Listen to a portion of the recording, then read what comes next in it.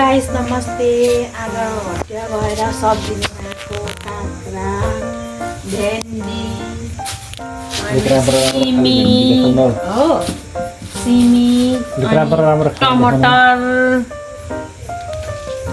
टमाटर अनि आलु प्याज अनि मसला अदुवा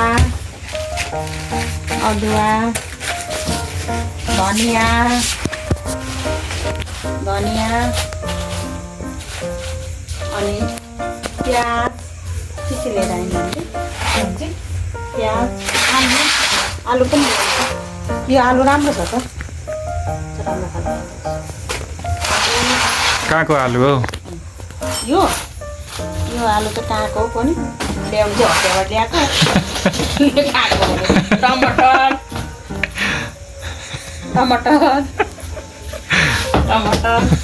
अनि बोडी पनि ल्याएको बोडी चाहिँ कति ल्याएको हो रे यो कसले खान्छ यो थोरै ल्याएको एक मुठा ल्याएको थिएँ बोडी सुक्छ क्या यो सुक्यो मिठो हुँदैन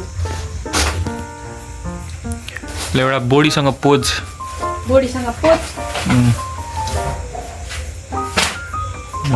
एकछिन है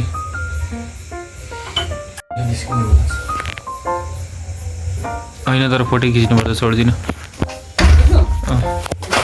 एउटा फोटो खिच्नुपर्छ फोटो क्वालिटी राम्रो आउँदैन क्या भिडियोमा अनि मसला खोलेर यसो देखाउँदिउँ के ल्याउनु भएको छेउमा आउनुपर्छ यसको लागि पिसेको मसला यस्तो मसला जिरा धनिया गरम मसला मिसाएको नि अनि बेसार पनि यस्तो ल्याएको क्या मुला बेसार ल्याएको छु बेसार हो बेसार पाँचफोरन ल्याएको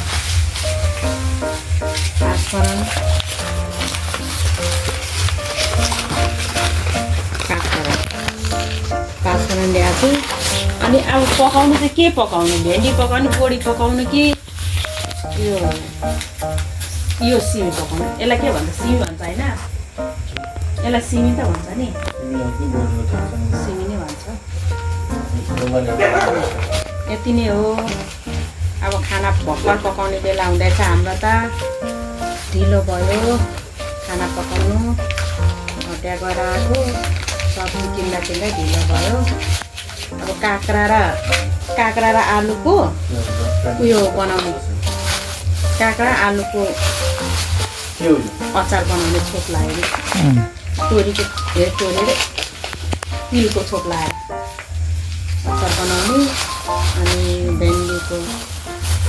भुजिया बनाउने होइन यति नै हो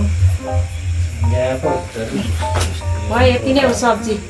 धेरै ल्याए पनि सुक्छ सब्जी यो अघि आधी यो पाइन्छ कि आधी उता दिइसकेको बोडी अब डेरीले भन्नु चाहिँ यति थोर ल्यायो यो पनि खानु नै सुकेर जान्छ भोलि नै कहाँ पहिला यो अर्ग्यानिक भएको हुन्छ यो पछाडि लगाएको होइन पछाडि मन लागेको ओरिजिनल मन लागेको अर्ग्यानिक छैन यो मुस्किलै हुन्छ अनि अब हटियामा चाहिँ पाएँ त्यो ल्याएको आफ्नो बारी छैन नि अब यो काँक्रा पनि यतिकै राखेको त भोलिसम्म त बिग्रिन्छ क्या हो नि यो त खुल्लै राख्नु यो त हरियो छ नि त अहिले नि राम्रै रहेछ त राम्रो छ काँक्रा राम्रो छ यसकै अचार हाल्नुपर्छ यसकै अचार बनाउने काँक्रा लु बेसन लगाएर घाम्नु आँटेको अचारको लागि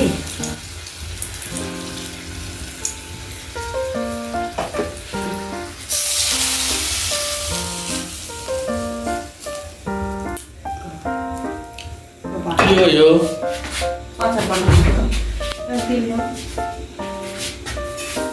ड्याडी पनि केही भन्ने कि गाडी त अब अचार तिनकै टाइम लाग्यो काँक्राको अचार बनाइँदैछ अब भातसँग मजाले खाइन्छ यहाँ हेरेर भन्नु नि हेरेर चाहिँ त्यहाँबाट काँक्राको अचारसँग भात खाइन्छ जिब्रो पड्काउँदै तिलको पकाउँदै तिल भुटिँदैछ तिल भुट्नु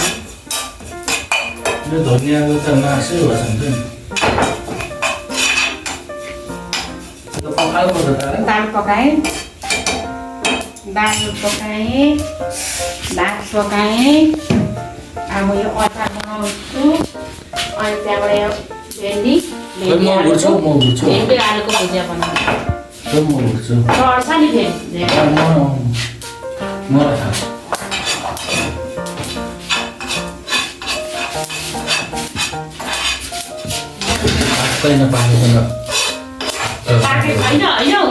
यो मजाले यो फर्याउनु पर्छ त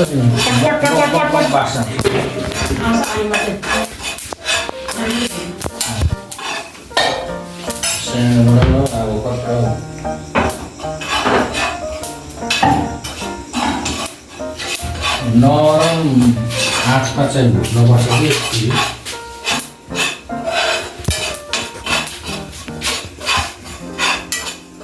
त्यो त धानेर लगाइदिइसक्यो मैले होइन अब तिल छोट लाउनुपर्छ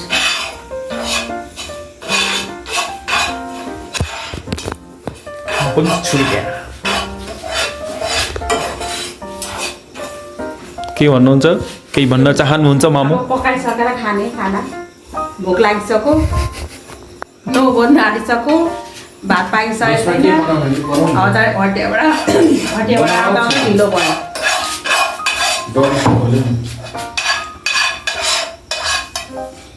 डेलीले हुडिसक्नुभयो होइन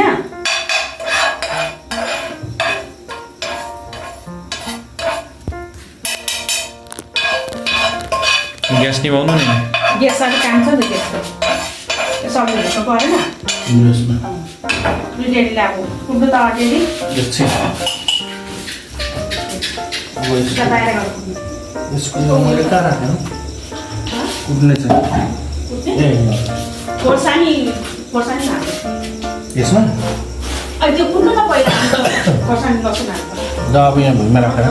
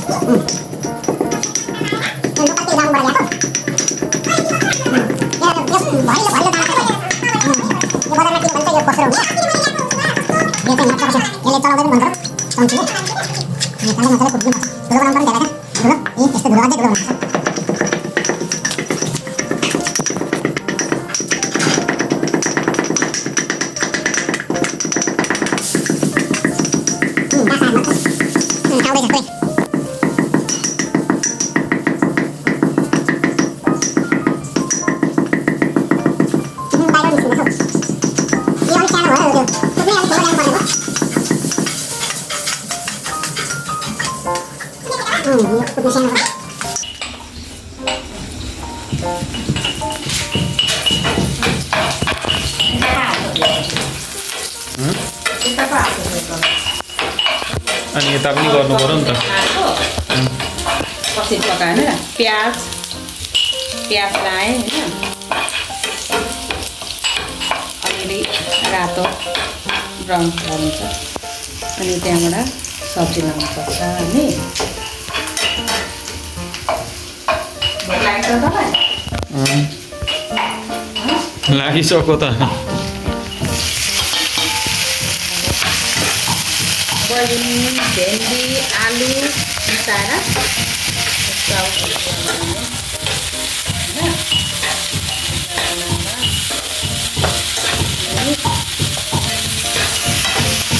अब एकछिनमा काटिहाल्छ स्कुलको काम पुरा भयो कि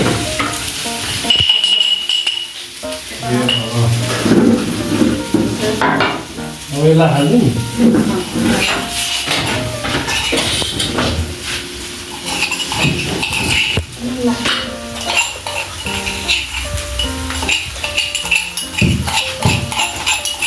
अदुवा लसुन यसमा पनि मात्रै लाउनु परेन अदुवा हाल्नु परेन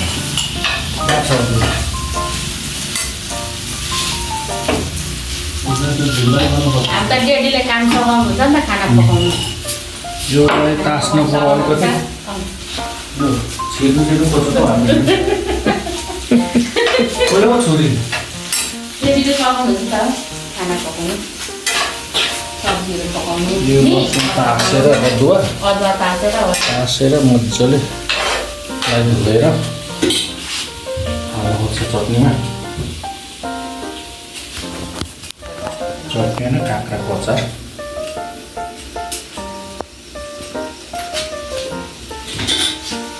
लोकल काँक्राको अचार हाम्रो बजारबाट किनेर लोकल तर बजारबाट किनेर बजारको लोकल आफ्नो फले नै रोपेको हुन्छ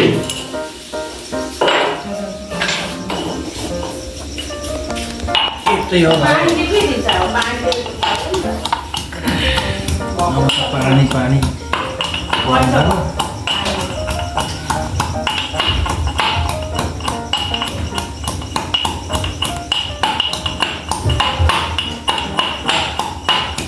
खोर्सानी नि त खोज्यौ त एउटा लाग्यो एउटा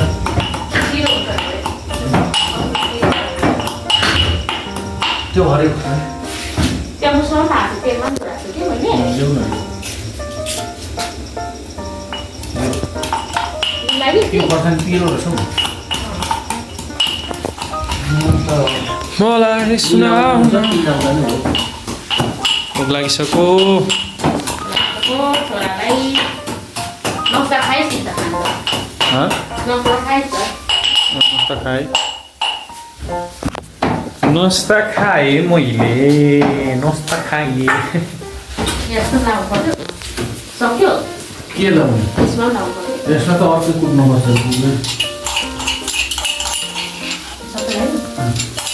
अलिकति काट्नुको अदुवा सानो त्यसलाई मात्रै अचारमा मात्रै बनाएको